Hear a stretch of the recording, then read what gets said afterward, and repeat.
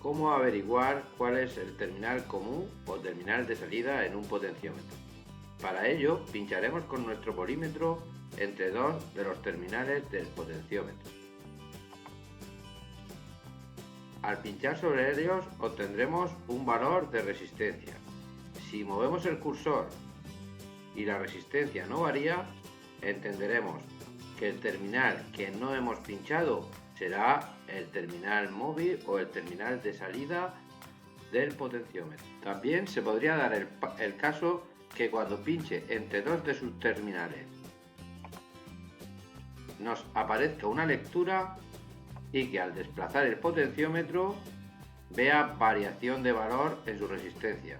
Eso indicará que uno de los dos terminales que tengo pinchados es el terminal común o terminal de salida de señal. Cambio ahora uno de los terminales, la pinza roja del polímetro, a otro de los terminales y vemos qué es lo que hace ahora. Al variar el potenciómetro, la resistencia se mantiene fija. Eso lo que nos está indicando es que la pinza que he cambiado era la común.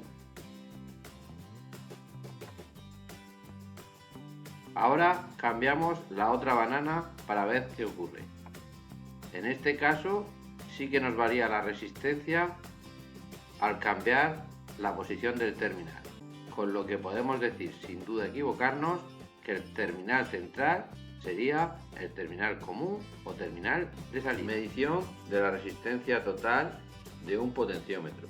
Para medir la resistencia total de un potenciómetro trabajaremos sobre los dos terminales extremos del potenciómetro, ya que sabemos que en este caso el terminal común es el del centro. Para ello pondremos las pinzas del polímetro en esos dos terminales. En este caso no influye la polaridad, con lo que los podemos poner en uno u otro lado y obtendremos su valor. Una vez tenemos el polímetro, iremos bajando de escala hasta obtener su valor. En la escala más baja, la de 200 ohmios, nos dice que tiene 100 ohmios. Para asegurarnos de que hemos trabajado sobre los terminales finales de ese potenciómetro, podemos ver que al desplazar el potenciómetro no se produce ninguna variación de resistencia. Esta sería la forma de ver la resistencia total del potenciómetro, que en este caso serían 100 ohmios. Otra opción para poder medir la resistencia total del potenciómetro sería pinchar entre un extremo y el terminal común, como hemos hecho en este caso, y llevarnos el potenciómetro a su posición extrema. Para ello trabajamos sobre el potenciómetro y cambiamos, vemos que está al 100% y vamos bajando o cambiando a la posición del 0%. En ese caso vemos que el valor máximo de resistencia alcanzado son de 100 ohmios. Ese sería el valor de resistencia máxima de este potenciómetro. Resistencia mínima de un potenciómetro. Para ello colocaremos las bananas en los terminales del potenciómetro. Por un lado, una de las bananas las pondremos al terminal común del potenciómetro o terminal de salida y la otra a uno de los extremos.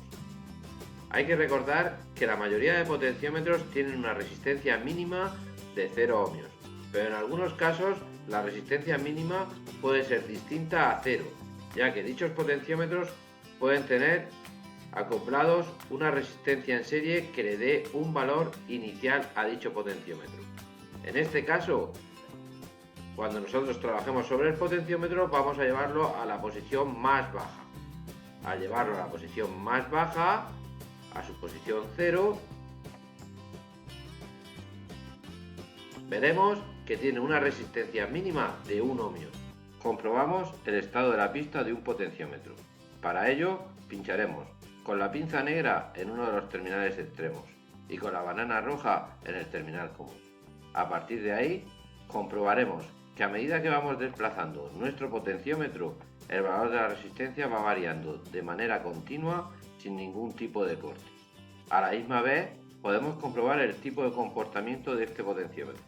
En este caso, que va variando de manera progresiva según el giro del potenciómetro, podríamos decir que este es un potenciómetro lineal.